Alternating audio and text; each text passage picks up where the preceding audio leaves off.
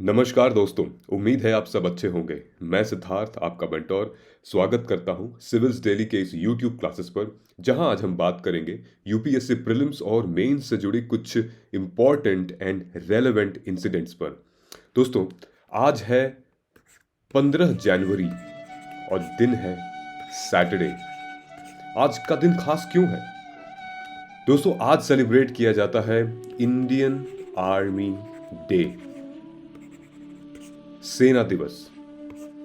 और मेरे लिए ये एक सौभाग्य की बात है कि आज मैं एक बहुत ज़बरदस्त जो हमारे सेना दल हैं उनकी एक कहानी मैं आपके सामने रखूंगा। और आई एम श्योर आप सब जानते होंगे इस कहानी के बारे में। ये एक सियाचिन ग्लेशियर के बारे में कहानी है, ठीक है। उससे पहले हम ये समझ लेते हैं कि आज के दिन 15 जनवरी 1949 जब हमारा भारत आज़ाद ही हुआ था, तो 15 जनवरी 1949 को जो फील्ड मार्शल थे कोडंडेरा एम करियप्पा, जो कि उस टाइम के लेफ्टिनेंट जनरल थे, उन्होंने पहली दफा इंडियन कमांडर इन चीफ की पोजीशन पकड़ी इंडियन आर्मी में। उनको किसको रिप्लेस किया था? इन्होंने रिप्लेस किया था सर फ्रांसिस बुचर को, ठीक है। सर फ्रांसिस बुचर जो लास्ट ब्रिटिश पर्सन थे इस पोजीशन को होल्ड करने वाले। तो एम करियप्पा सर ने इस पोजीशन को होल्ड किया और वो बन गए इंडिया के पहले commander in chief of Indian army. और दोस्तों, एम करियप्पा सर वही शख्स हैं जिन्होंने इंट्रोड्यूस किया था, अडॉप्ट किया था जय Hind, which means victory of India. तो आज का ये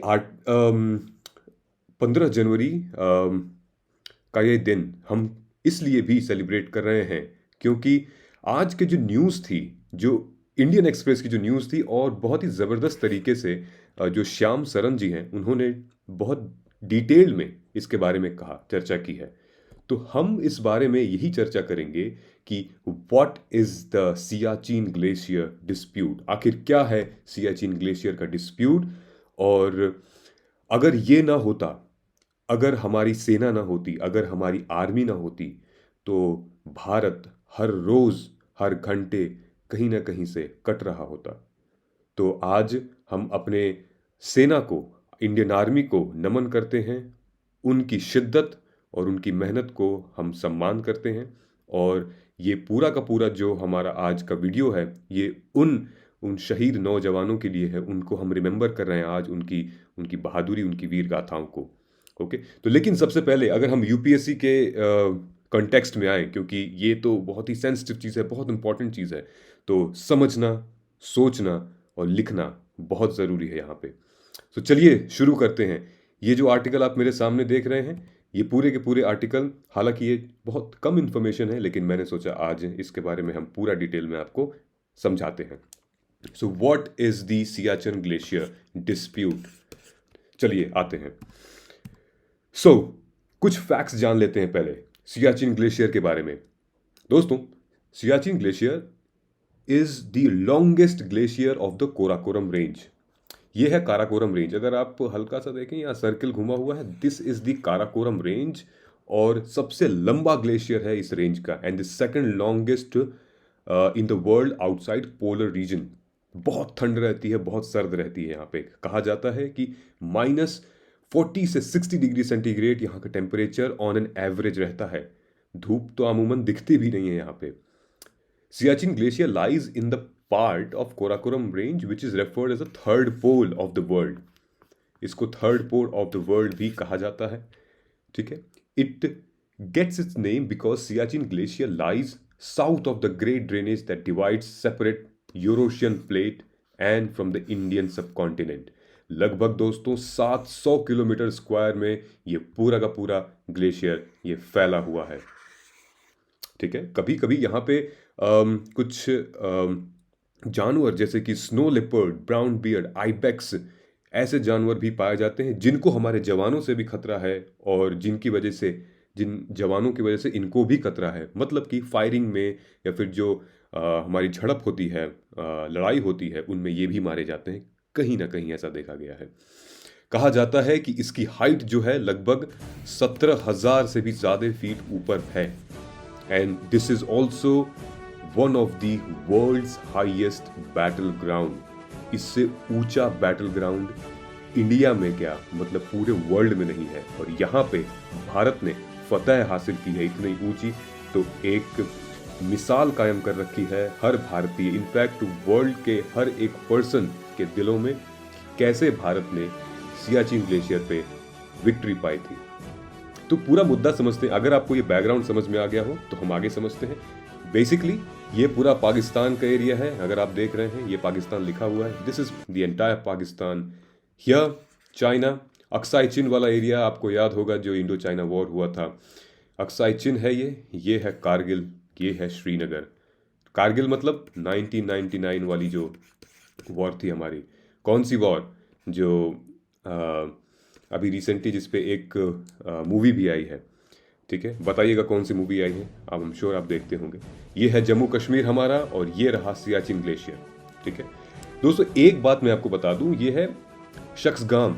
बेसिकली ये वो पॉइंट है जब ये पाकिस्तान ने चाइना को सीड कर दिया था, चाइना को दे दिया था, ठीक है। और आज के दिन में चाइना इस पोजीशन में रेलवे लाइंस, रोड्स सब बना के बैठा हुआ है, ठीक है। और इनफैक्ट चाइना मदद करता है। चाइना और पाकिस्तान का ये जो नेक्सस है, इसको तोड़ने के लिए, इसको हटाने के लिए, रोकने के लिए सियाचिन ग्लेशियर पर इंडिया का कब्जा बहुत ज़रूरी है। और सियाचिन अगर पाकिस्तान और इंडिया में चला जाता, पाकिस्तान और चाइना में चला जाता, तो एक डिसएडवांटेज होता हमारे लिए कि हम लद्दाख, श्रीनगर, जम्मू को अपने बस में कर पाते। तो ये बहुत स्ट्रेटेजिक पॉइंट है, बहुत ही सेंसिटिव पॉइंट है, जहां पे हम अभी डिस्कस करेंगे कि इशू क्या था। दोस्तों, जब हमारा देश आज़ाद हुआ था, ठीक है, उसके बाद एक पैक्ट हुआ था जिसको हम क्या कहते हैं, जिसको हम कराची एग्रीमेंट के नाम से जानते हैं। 1947 में, 1949 यहाँ पे लिखा हुआ है, the Siachen glacier has been bone of contention since Karachi agreement. जब ये अग्रीमेंट हुआ था तब ये कहा गया था कि जो लाइन है, लाइन ऑफ कंट्रोल है, वो ये आप देख रहे होंगे, ये रेड वाली लाइन जो है ये, ठीक है, ये लाइन प्रपोज की थी 1949 में कि ये लाइन एक टेरिटरी डिमार्केशन होगा इंडिया और पाकिस्तान के टेरिटरी में, ठीक है। उसमें NJ 9842 का बड़ा महत्व है। यहां से कहा जाता है कि यहां तक की जो लाइन है वो एक डिमार्केशन है बिटवीन पाकिस्तान एंड इंडिया। उसके बाद इन्होंने कुछ नहीं कहा था, उसके बाद इन्होंने क्या कहा था, thence north to the glacier. मतलब इस साइड की जो पूरी लाइन है, इस साइड का तो पूरा एरिया है, उसके बारे में कभी बात ही नहीं हुई थी। सिर्फ और सिर्फ ये जो पॉइंट था NJ 9842 वाले पॉइंट तक की बात की गई थी, ठीक है। ये सिचुएशन देखा गया था 1949 में, कुछ ऐसा हुआ था, ठीक है। उसके बाद 1972 में शिमला अग्रीमेंट हुआ था, ठीक है। अगर आप ये वीडियो देख रहे हैं, आप UPSC के छात्र हैं, तो आपको पता होगा कि 1972 का शिमला एग्रीमेंट क्या था। अगर नहीं तो आप समझ सकते हैं, खोज सकते हैं, लेकिन आज यहाँ बात दूसरी हो रही है। 1972 का शिमला एग्रीमेंट की वजह से हुआ यूं था दोस्तों कि काफी ज्यादा पाकिस्तान से सीज फायर हो रहे थे, और उनके रिप्लाई में इंडिया भी सीज फायर कर रहा था, जिसमें हमारे काबिल जवान बहुत शहीद हो रहे थे। उस टाइम पे लाइन ऑफ एक्चुअल कंट्रोल बनी, ये लाइन ऑफ एक्चुअल कंट्रोल बनी, और कहा गया कि ये सीमा है, और इस सीमा के अलावा, इस सीमा को रहते हुए भारत के या पाकिस्तान के कोई भी जवान क्रॉस नहीं कर सकते हैं, और अगर कोई क्रॉस करेगा तो एक अग्रीमेंट होगा, ठीक है, डिस्प्यूट रेजोल्यूशन होगा, ओके। सो ये लाइन ऑफ कंट्रोल बना था हमारा शिमला एग्रीमेंट के तहत, which stipulated that neither India nor Pakistan would take unilateral step to change the representation of line of control without consultation. ऐसा नहीं कि पाकिस्तान कहे, कुछ दिन आके कहे कि नहीं जी यहाँ से लाइन शुरू होती है, नहीं जी यहाँ से लाइन शुरू होती है, ठीक है, या फिर भारत कहे कि नहीं। तो ये प्रॉपर कंसल्टेशन के थ्रू डिस्कशन होगा, और उस 72 के शिमला एग्रीमेंट में यही कहा गया था कि ये जो हरी वाली लाइन है, this is going to be the line of control. So मुद्दा क्या था? मुद्दा ये है कि पाकिस्तान है, इंडिया क्या रिप्रेजेंट करता है? इंडिया इंटरप्रेट करता है that Pakistan territory extended till Saltoro Ridge based on Simla Agreement where the territorial lines route after the last demarcated point. इनका ये कहना है कि जो पाकिस्तान है वो, और सबसे बड़ी बात जो हम कहते हैं ना कि इंडिया का मैप थोड़ा सा डिस्प्यूटेड है या पाकिस्तान उस पर आपत्ति करता है, चाइना आपत्ति करता है, वो यही वाला एरिया है। ये पूरा एरिया पाकिस्तान कहता है कि ये NJ9842 से लेके और ये काराकोरम रेंज तक ये हमारा एरिया है, मतलब कि ये पूरा पाकिस्तान का एरिया तो है ही, ठीक है। वो ये कहता है कि ये काराकोरम रेंज हमारा एरिया है। लेकिन वहीं पे इंडिया इंडिया ये स्टैंड लेता है कि ये पूरा, ये अभी हम इसके बारे में बात करेंगे, ये जो साल्टोरो रिज है, Saltoro ridge is very very crucial, very very important point. India कहता है नहीं जी, ये हमारा है और हमने ऑलरेडी इस पर कब्जा कर रखा है, हमारा कंट्रोल में है ये, ठीक है। ये दोनों पॉइंट बहुत इंपॉर्टेंट पॉइंट हैं इस डिसएग्रीमेंट से रिलेटेड। पाकिस्तान इंटरप्रेट यही करता है that there was there territory continue north east from the point to the Karakoram pass, ठीक है। पाकिस्तान हमेशा 1949 का जो अग्रीमेंट हुआ था इंडिया पाकिस्तान के बीच में आज़ादी के बाद, उसको रेफर करता है। कहता है कि उस टाइम पे तो कुछ बोला ही नहीं गया था, उस टाइम पे यही बोला गया था कि NJ9842 धेंस टू द नॉर्थ, और ये अब हमारा एरिया है। लेकिन इंडिया 1949 को भी रेफर करता है और शिमला अग्रीमेंट को भी रेफर करता है कि आप हद से आगे मत बढ़िए। आप इन दोनों अग्रीमेंट्स को ध्यान में रखते हुए, ये कहीं नहीं कहा गया था कि आपका एरिया या हमारा एरिया है, ये हमने कंट्रोल कैप्चर किया है। So this is now in our control, okay, this has been in Indian territory, okay. Now ये तो मुद्दा था कि डिस्प्यूट क्या है, ठीक है। अब हम आते हैं और ये समझते हैं कि कैसे डिसअग्रीमेंट धीरे धीरे बढ़ी। थोड़ा सा जूम करके हम इस फिगर में देख सकते हैं कि ये है सोल्टोरो रिज, ठीक है, और ये जो डॉट डॉट लाइन आप देख रहे हैं यहाँ पे लिखा है NJ9842, ठीक है। यहाँ पे डॉट यहाँ के रुक गया है। पाकिस्तान का ये कहना है ये कि पूरा एरिया जो है काराकोरम पास तक ये हमारा है, ठीक। वहीं इंडिया खारिज करता है इस पूरे फैसले को और कहता है कि हमने ऑलरेडी यहाँ पे कैप्चर किया हुआ है and this is ours, this has been ours always and always, ठीक है। सो ये मामला कब उठा, आपको ये समझना पड़ेगा दोस्तों। ये मैंने इमेज इसलिए लगाई है, ये मामला तब उठा जब दोनों तरफ से मामले शांत थे, बिल्कुल शांत। 1980s तक कोई भी कंट्रोवर्सी नहीं थी। लेकिन ये देखा गया कि धीरे धीरे पाकिस्तान, कुछ जैसे माउंटेनियर्स होते हैं ना कि मुझे जाना है पहाड़, मतलब माउंटेन चढ़ने, मुझे ग्लेशियर चढ़ने जाना है, मुझे एडवेंचर करने जाना है, तो पाकिस्तान ने कुछ कुछ कंट्रीज़ को अलाउ किया था। जैसे फॉरेन यूरोप US के कुछ माउंटेनियर्स को अलाउ किया था, जाओ तुम सियाचिन चढ़ो। जापान को भी पाकिस्तान ने अलाउ किया था कि हम आपको रजामंदी देते हैं कि आप जाओ पहाड़ चढ़ो। तो इसमें क्या हुआ कि यहाँ पे इंडिया के इंटेलिजेंस एजेंसी को खबर आने लगी कि क्या पाकिस्तान इस माउंटेनियरिंग एक्सरसाइज की वजह से कैप्चर तो नहीं करना चाह रहा है ये सोल्टोरो ब्रिज, यहाँ पे साल्टोरो ब्रिज। तो इंडिया ने क्या किया, हालांकि इंडिया भी माउंटेनियरिंग एक्सरसाइज करवाते, लोग जाते थे उस टाइम पे भी बर्फीले पहाड़ों पे एडवेंचर करने और खेल कूद जैसी जो एक्सरसाइज माउंटेनियरिंग एक्सरसाइज होती है। लेकिन इंडिया को लगने लगा कि नहीं, पाकिस्तान कोई एक स्ट्रैटेजी बना रहा है और हमें चकमा देना चाहता है, हमला करना चाहता है। और जैसे ही पाकिस्तान इन एरिया पे वो धावा बोल देगा, कैप्चर कर लेगा, तो इंडिया बहुत ही लूज पोजीशन पे हो जाएगा दोस्तों, और फिर इंडिया की सारी स्ट्रैटेजी टूट जाएगी। यहाँ से ये पूरा एरिया जो है आपका, ये पूरा लद्दाख और जम्मू एंड कश्मीर का है, पूरा कैप्चर कर सकता है पाकिस्तान अगर चाइना की मदद से या फिर खुद की मदद से भी इस एरिया को कैप्चर कर लेता है तो। लेकिन इंडिया की इंटेलिजेंस एजेंसी इतनी ज़बरदस्त थी उस टाइम पे कि उनको लगा कि दाल में कुछ काला है, हम पाकिस्तानी के भरोसे नहीं रह सकते, हम इनकी वर्ड्स की वैल्यू नहीं है एक्चुअली। इन्होंने क्या किया कि इनको कहीं से इंटेलिजेंस मिली कि ये लोग पाकिस्तान किसी इंटरनेशनल अमेरिकन कंपनी या फिर ब्रिटिश की किसी कंपनी से ये लोग हाइकिंग का, माउंटेन हाइकिंग के कुछ इक्विपमेंट्स खरीद रहे थे। जैसे मैंने आपको इमेजेस ये डाली हैं, ठीक है, ये लोग कुछ बहुत ही सोफिस्टिकेटेड और बहुत ही एक्सपेंसिव इक्विपमेंट खरीद रहे थे और बल्क में। इंडिया को शक हुआ कि कहीं ना कहीं ये तो मामला गड़बड़ लग रहा है और शायद ये सेल्टोरो रिज को ये लोग कैप्चर करना चाहते हैं। ठीक है, यहाँ पे पूरी की पूरी कहानी मैंने इंग्लिश में लिखी हुई है। इन केस अगर आपको समझ में नहीं आया, I would request you to kindly pause the video and you can read it as well. Okay, so यही मामला हुआ था कि दैट ये मैं लिखा हुआ equipment makers that Pakistan was planning for an occupation. ठीक है, उस टाइम तक दोस्तों कुछ नहीं था, कोई भी मिलिट्री वहाँ पे तैनात नहीं थी, ना कोई वहाँ पे कोई रिसोर्स मटेरियल थे या कोई मिनरल थे, ना रहने खाने पीने की कुछ जगह कुछ नहीं हुआ करती थी।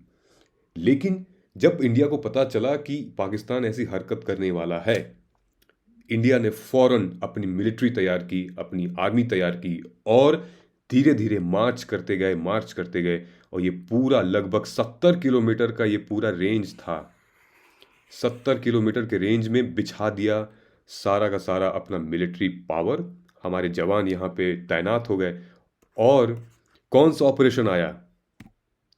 ऑपरेशन मेघदूत। मुझे पता आप सबको ये पता होगा ऑपरेशन मेघदूत क्या है, लेकिन आज के दिन ये बहुत ज़रूरी था हमें ये किस्सा, ये मुद्दा उठाना, क्योंकि वर्ल्ड की सबसे हाईएस्ट पीक पे, वर्ल्ड के सबसे हाईएस्ट ग्लेशियर पे जब कोई कंट्री अपना झंडा लहराती है तो उसकी गर्मी और उसका तेज, उसका विश्वास एक अलग ही होता है। ये हैं कुछ जवान जिन्होंने ऑपरेशन मेघदूत के थ्रू इंडिया को, भारत को फतेह दिलाई थी इस जंग में। तो हुआ क्या था ऑपरेशन मेघदूत में? जब इंडिया को पता चला कि पाकिस्तान धीरे धीरे कुछ जासूसी कर रहा है और ऊपर आ रहा है, तो 13 अप्रैल 1984 इंटेलिजेंस मिली कि 4 दिन के अंदर पाकिस्तानी 17 अप्रैल 1984 को ये कब्जा करेंगे सेल्टोरो ब्रिज, और सेल्टोरो ब्रिज पे अगर कब्जा करते ही ये हमला कर देंगे लद्दाख पे, कश्मीर पे। लेकिन इंडिया को जब इंटेलिजेंस मिल गई थी तो 13 अप्रैल 1984 से पहले ही पूरा का पूरा, कहते हैं ना छावनी, पूरा मिलिट्री बिछा रही थी यहाँ पे और एक घमासान युद्ध हुआ था, एक वॉर हुई थी जिसमें हमारे कई जवान शहीद हुए थे, पाकिस्तान के साइड से भी कई जवान शहीद हुए थे। और इस पूरे सिलसिले में इंडिया ने पूरे बटालियन के साथ, कौन सी रेजिमेंट थी वहाँ पे? Kumaon regiment and units from Ladakh scout, याद रखना ये, Kumaon regiment and unit from Ladakh scout march की थी फुल बैटल पूरे पैक के साथ। और 3 ऐसे एरिया थे जिन्होंने वो कैप्चर किए थे। कौन कौन से? 3 major mountain passes they capture, Siala, Bilafondla and by 1987 Gyongla, and all commanding heights of Saltoro ब्रिज of west of the Siachen glacier. ठीक है, ये पूरा कैप्चर कर लिया था हमारे भारत के नौजवानों ने, हमारे भारत के मिलिट्री जवानों ने। ठीक है, सो इस ऑपरेशन को लेड किया था general Premnath Hoon. The first phase of operation began in March 1984 with the march on the foot of the eastern face of the glacier. The full battalion, ये हमने डिस्कस कर लिया है, pack through ice bound Zoji La pass for days. बहुत दिनों तक ये चलते रहे और आप यकीन भी नहीं कर सकते हैं कि इतनी बर्फीली जगह, अभी हम आगे डिस्कस करेंगे इसके कॉन्सिक्वेंसेस कि क्या है। Approximately 300 Indian troops were dug into critical peaks and passes the glacier by the time Pakistani troops manage to get into the immediate area.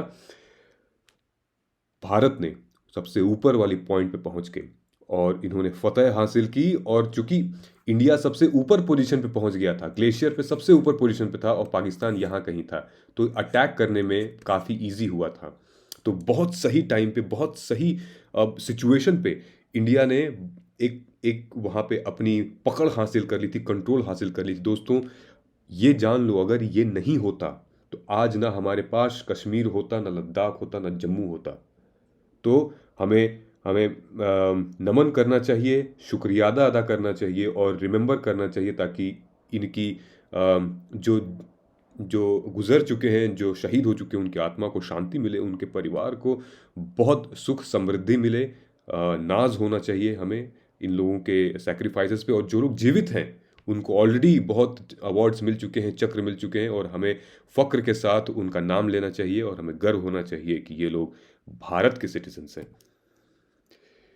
Basically the operation resulted in gaining, जैसा कि मैंने कहा, 70 kilometre की ये पूरी लड़ाई थी और सियाचिन ग्लेशियर पे इन्होंने फतेह हासिल कर ली थी। और ऑल इट्स ट्रिब्यूटरीज, एक नहीं ऑल इट्स ट्रिब्यूटरीज, ठीक है, as well as the 3 main passes of the Saltoro ridge. इन्हीं मेजर पासेस की वजह से जो जो हमारे दुश्मन हैं, जो पाकिस्तानी सैनिक हैं, वो एंटर करते थे, लेकिन तीनों को हमने क्लोज कर दिया था, बंद कर दिया था। वंस अगेन सियाला, Bilafondla and ग्योंगला। Thus presently India has the tactical advantage of holding higher grounds. दोस्तों, currently Indian Army remains the first and only army in the world to have taken tanks। अरे बाप रे, समझ में आ रहा है आपको कि ये किस हद तक बात चली गई है कि टैंक्स, हैवी ऑर्डिनेंसेस, इतने ऊपर तक आज तक किसी भी कंट्री ने ऐसा ऐसा हौसला कहीं नहीं दिखाया है। इतने ऊंचाई के पोस्ट पे, इतनी ठंड में, -डिग्री सेल्सियस में हमारे टैंक, हमारे हेलीकॉप्टर, हमारे जवान वहाँ पे तैनात है। सिर्फ किस लिए? हमारे लिए और आपके लिए, ताकि हम सुरक्षित रहें, आप सुरक्षित रहें, हमारा भारत सुरक्षित रहे। ठीक है।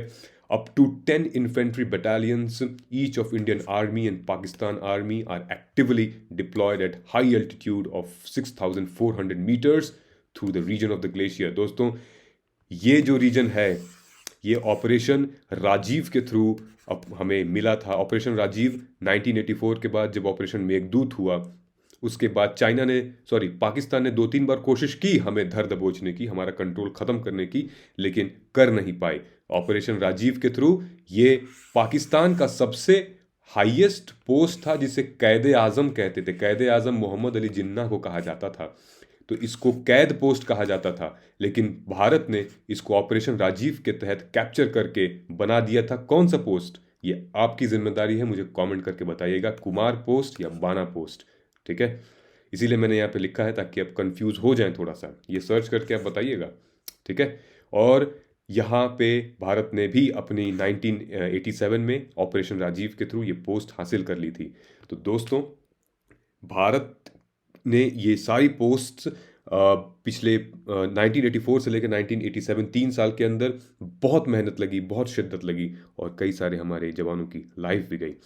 सो गोइंग फॉरवर्ड, ये तो चीज़ें आपको समझ में आ गई हो। ठीक है। उसके बाद से हालांकि बहुत सारी दिक्कतें नहीं होती हैं, कोई सीज फायर उल्लंघन नहीं हुआ है, लेकिन इंटरनली क्या होता है कि बेचारे हमारे जो सोल्जर्स हैं, हमारे जवान हैं, वो शहीद होते रहते हैं, ना कि लड़ाई की वजह से, बल्कि सर्द की वजह से भी, ठंड की वजह से भी। तो आइए जानते हैं कि हमारे जवानों की सिचुएशन क्या होती है यहाँ पे। देखो दोस्तों, ये इमेज मैं आपको दिखा रहा हूँ, ये ग्लेशियर है बीच में, ये टूटा हुआ है, ये ग्लेशियर है, ये हमारे जवान हैं, भारतीय जवान, और ये बीच में सीढ़ी लगी हुई है। ये सिचुएशन देख रहे हैं, अगर आप गलती से भी आप इसके अंदर गिर गए तो आप शहीद हो सकते हैं। ठीक है, हम इनको खो सकते हैं। बहुत ही कम सिचुएशन होती है। The situation in Siachen is so severe that soldiers don't get sufficient oxygen essential for the survival. Here the soldier have to walk in the snow till knees, घुटनों तक चलना पड़ता है, और इतने एक्सट्रीम वेदर में चलना पड़ता है। कहा जाता है कि अक्सर सोल्जर्स जो हैं वो गोलियों से कम खुद की बीमारियों से ज़्यादा शहीद हो जाते हैं। कैसे? क्योंकि उनको हाइपोथर्मिया हो जाता है, फ्रोस्ट बाइट हो जाती है, चाइल्ड ब्लेन्स हो जाती हैं। आपको ये समझना होगा दोस्तों कि इनका खुद का पसीना भी इनके दुश्मन शत्रु बन सकता है। हाथ में आया पसीना बर्फ बन सकता है। दोस्तों, ये लोग खाना भी है, खाना इतना मतलब गर्म कर, पानी भी वो करके पीते हैं, बर्फ़ को पहले पिघलाते हैं फिर पानी पीते हैं। इनके शूज़ में, इनके इनके ग्लव्स में पूरा का पूरा आइस भर जाती है। कितना टफ हो जाता होगा। और आज हम दिल्ली में मैं तो दिल्ली में बैठा हूँ, आई एम श्योर आप भी कहीं आसपास होंगे, ठंड का माहौल चल रहा है भारत में, तो सर्दियाँ चल रही हैं। हम रज़ाई में, कंबल में 15 डिग्री या 10 डिग्री सेल्सियस में एकदम कड़कड़ाते रहते हैं। लेकिन आप सोच भी नहीं सकते कि किस सिचुएशन में ये लोग यहाँ पे अपनी ज़िंदगी गुजर बसर कर रहे हैं और हमारे भारत को प्रोटेक्ट कर रहे हैं।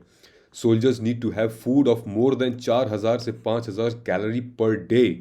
नॉर्मल आदमी जो है वो 3800 कैलोरी या फिर 2400 कैलोरी लेता है। ये लोग 4000-5000 कैलोरी पर डे लेते हैं, बट डोंट गेट इट। खा ही नहीं पाते हैं, इतनी ठंड होती है। ठीक है। इनएडिक्वेट food availability reduce the weight of soldier 5 से 10 किलो 3 से 4 मंथ के अंदर, जिसके बारे में डीआरडीओ ऑलरेडी कुछ काम कर रही है। ठीक है। एक और बड़ा ही अलग सा सिचुएशन यहाँ पे आया है कि दोनों तरफ के, चाहे वो भारत हो चाहे वो पाकिस्तान हो, एक तरफ पाकिस्तान एक तरफ इंडिया, इन दोनों तरफ की strategic relation, strategic boundaries relation को मेंटेन करने के लिए, इस टेरिटोरियल स्ट्रेटेजी को मेंटेन करने के लिए कहा जाता है कि लगभग डेली का 5 करोड़ रुपया खर्च होता है at the Heights of 16,000 and 22,000 feet. ये भी कहा जाता है कि शहीदों के गुजरने का जो रीज़न है वो यही है। कुछ न कुछ over 75% of death due to harsh rain and weather, avalanches and blizzard, white outs, temperature due to इतना हो जाता है, पल्मोनरी एडीमा। जैसे मैंने कहा कि ज़्यादातर तो शहीद इस वजह से हम हमारा साथ छोड़ देते हैं कि ये सारी चीज़ें हैं, इतना सर्द इतना ठंड रहता है। ठीक है। हाल ही में देखा गया था कि एवलांच आया था, वहाँ पे पाकिस्तान के लगभग 100 से भी ज़्यादा सैनिक शहीद हो गए थे। Total since 1984 India has officially lost over 900 soldiers. Pakistan is estimated to lost 3,000 soldiers. आप समझ सकते हैं, इनमें से आधे का आंकड़ा यही होगा जिनका रीज़न कॉज ऑफ डेथ में ये चारों चीज़ें आएंगी। ठीक है। तो कंक्लूड करने से पहले ये देख लीजिए आप कि स्ट्रेटेजिक टैक्टिकल इंपॉर्टेंस ये है कि Saltoro ridge overlooks allows domination of entire area, control of area prevents China and Pakistan troops from linking up, possession strengthen India's claim even settlement border. Saltoro ridge जो हमारा है वो बहुत इंपॉर्टेंट, बहुत मायने रखता है हमारे स्ट्रेटेजिक टेरिटोरियल बाउंड्री को लेके, जिसकी वजह से आज हम सुरक्षित हैं, और यही सेपरेट करता है पाकिस्तान को चाइना से। अगर ये नहीं रहेगा तो ये मिल जाएंगे और फिर भारत हमारा ऊपर से कटने लगेगा। ठीक है। तो इस पूरे प्रोसेस में एक बात कही गई है कि क्या इन सारे, चूंकि सीज फायर नहीं हो रहा है, 2000 मेरे ख्याल से 2003 या 2004 में एक जनरल एग्रीमेंट हुआ था इंडिया पाकिस्तान के बीच में। उस एग्रीमेंट का नाम मेरे को नहीं याद आ रहा है, आप कमेंट करके बताइएगा। एक लाइन ड्रॉ हुई थी जिससे कहा गया था कि अब बस, अब बहुत हो चुका, अब कोई सरहद पार नहीं करेगा, कोई शहीद नहीं होगा गोलियों बारूदों से। ठीक है। तो ये कहा गया था कि क्या हम डीमिलिटराइजेशन कर दें क्या सियाचिन का, मतलब कि वहाँ से मिलिट्री हटा दें, अब काम खत्म हो गया, क्या हम नहीं कर सकते हैं? तो एक क्वेश्चन मैं आपके सामने ये रख सकता हूँ, क्या आपको लगता है कि भारत अपनी मिलिट्री, अपनी सेना वहाँ से हटा दे? क्योंकि हमारी सेना वहाँ शत्रुओं से के गोलियों से कम बर्फ और सर्द की वजह से ज़्यादा शहीद हो रहे हैं। तो क्या ये स्वीकार है हमारे भारत को, हमारी सरकार को, ये शहीद, ये रीज़न स्वीकार है? आपको क्या लगता है कि डीमिलिटराइजेशन करना चाहिए सियाचिन का? नहीं, मुझे तो ये लगता है कि शायद, मुझे नहीं लगता कि करना चाहिए। देखिए, क्योंकि हम पाकिस्तान पे भरोसा नहीं कर सकते। 1999 पे उन्होंने जो कारगिल में किया, हमारा विश्वास तोड़ा। ठीक है। एक अग्रीमेंट तोड़ा, एक विश्वास तोड़ा, और उन्होंने एक युद्ध छेड़ा। तो क्या आपको लगता है कि अब ये जो अग्रीमेंट हुआ था 2003-4 में, जहाँ पे पाकिस्तान ने कहा कि हम फॉलो करेंगे आपकी लाइन ऑफ कंट्रोल को, और आप सियाचिन देखिए, हम आपको ना अटैक करेंगे ना अंदर आएंगे, तो आपको क्या लगता है कि हमें डीमिलिटराइजेशन सियाचिन का करना चाहिए या नहीं? तो कमेंट करके बताइएगा। ये सारी बहुत ही दिलचस्प थी ये पूरी की पूरी कहानी। इनफैक्ट जो जो रियल सिचुएशन थी, ऑफ कोर्स हम उसको नहीं बयां कर सकते, लेकिन हम फिर भी नमन करते हैं अपने पूरे शहीदों का, और जितने भी हमारी आर्मी है, वंस अगेन कि अगर ये नहीं होते तो दिन रात, रोज़, साल, हफ्ते हमारा भारत कहीं ना कहीं से, किसी न किसी बॉर्डर से कट रहा होता। तो एक बार फिर से हम सब अपने भारत के नौजवानों को, जो आर्मी सेना है, उनको जय हिंद कहते हैं, और उन्हीं की वजह से आज हम सुरक्षित हैं, आप सुरक्षित हैं, हमारा देश सुरक्षित है। मिलते हैं हम मंडे के एडिटोरियल एनालिसिस में। तब तक आप ध्यान रखिए, पूछे गए कमेंट पे आप प्लीज़, पूछे गए सवालों पे आप प्लीज़ कमेंट करके बताइए।